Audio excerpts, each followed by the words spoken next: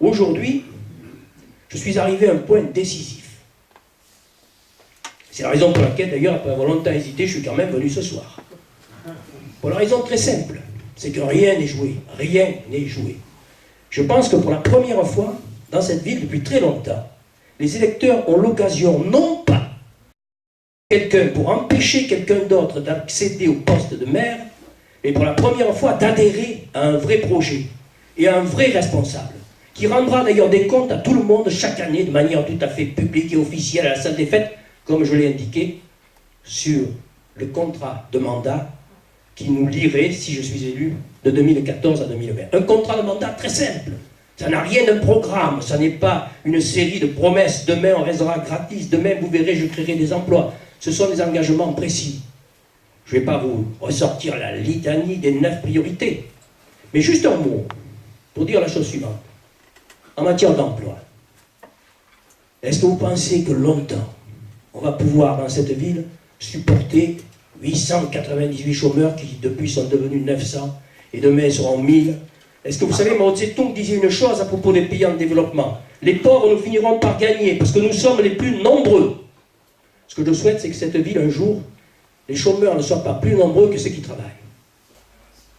Prendre en main le destin de cette ville. Je m'y essaie, je m'y emploie. Je reprends un seul des engagements du contrat. Un contrat, c'est un contrat pour moi. Et toute ma carrière, tout mon profil, toute ma vie montre que je les ai toujours respectés. Le contrat en matière d'emploi. J'ai pris un gros risque, mais vous savez, je crois que les risques dans la vie, il faut savoir en prendre. J'ai dit à la fin du mandat, il ne restera plus un seul chômeur. Ça veut dire 150 emplois créés par an pendant 6 ans. En réalité, bien entendu que je tiendrai ma parole. Bien entendu que cet engagement écrit noir sur blanc serait rempli si les Lillois font confiance à l'équipe que j'ai regroupée autour de moi. Et comment est-ce qu'on peut, et c'est possible? Ben, tout d'abord, je dois dire une chose très très simple. C'est une question de volonté. Alors parfois, je sais aussi que l'image se répand un peu, je serai une sorte de dictateur. Je serai une sorte de dictateur, comment dire, on m'a dit aujourd'hui, vous confondez diriger et manager. Alors moi qui ai managé des dizaines de milliers de personnes, avec succès, je peux vous dire que je sais ce que ça veut dire diriger, ce que ça veut dire manager. Le problème, c'est qu'on peut faire les deux. Et que celui qui croit qu'il est que directeur ou celui qui croit qu'il est que manager, il se rate complètement.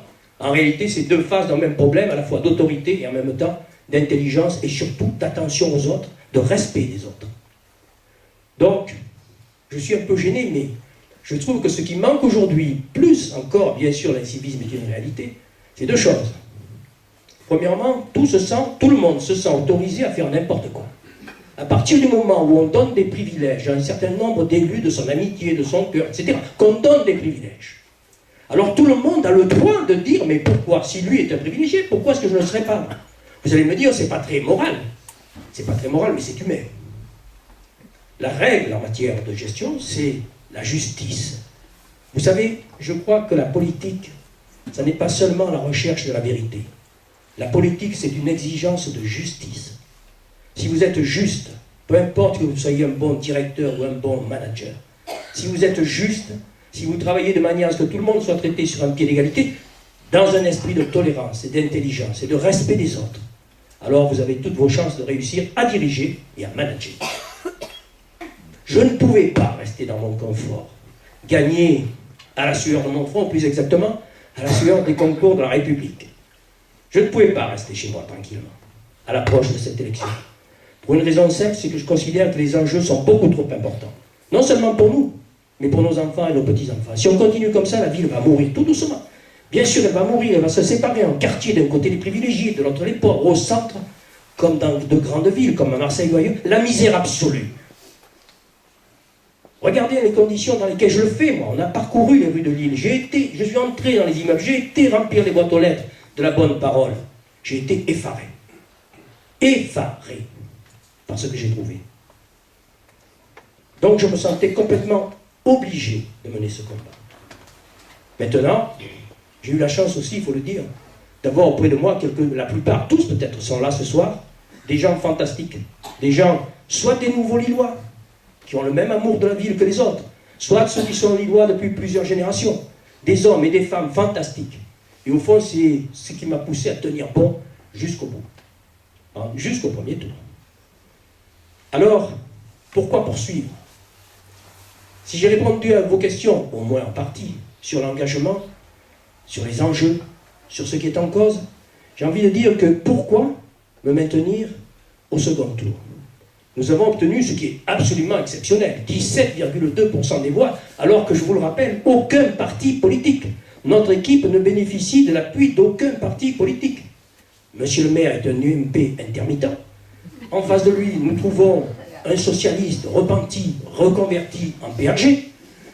De l'autre côté, nous avons le plus extraordinaire des cas de figure, avec une personne qui est restée pendant 6 ans l'adjointe d'un maire UMP, président de la communauté de communes, aujourd'hui reconverti dans l'écologie, et soutenu par un certain nombre de forces de gauche très respectables. Je ne parlerai pas de l'autre candidat. Simplement, au soir du premier tour, j'étais à la fois déçu et en même temps déterminé. Déçu pourquoi? Parce que il y avait, si vous voulez, un tel décalage entre les enjeux et le résultat que sur le moment, je me suis dit quelque chose ne fonctionne plus dans notre démocratie. Quelque chose ne fonctionne plus. J'avais entendu un très grand homme politique, il y a quelques mois de cela, dans une très grande ville, me dire de toute manière, on n'est jamais élu sur son bilan. Alors je me suis dit, vraiment, lui, c'est un génie. Parce qu'effectivement, le bilan des deux principaux candidats, si on regarde de près, c'est assez effrayant. Donc si on n'est pas élu sur son bilan, je me suis dit, ça c'était dans la nuit de dimanche à lundi, on doit sûrement être élu sur son projet. Et j'ai passé la nuit à relire les projets, phrase après phrase, mot après mot. Et je me suis aperçu qu'en réalité, c'était complètement du vent.